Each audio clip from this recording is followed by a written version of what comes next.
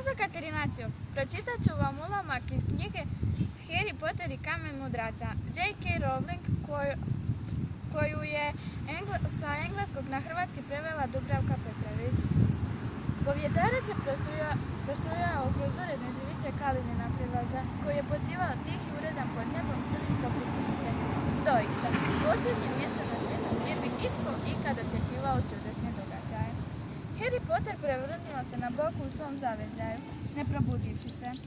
Poklopio je rukicom pismo pokraj sebe i nastavio spavati, ne znajući da je poseban, ne znajući da je slavan, ne znajući da će ga za nekoliko sati probuditi brisa gospođe Dursley, koja će otvoriti ulazna vrata da pred njima poređa boce za mlijeko, a ni da će ga sljedećih nekoliko tjedana njegov brat iz Dudley uporno podbadati i štipati.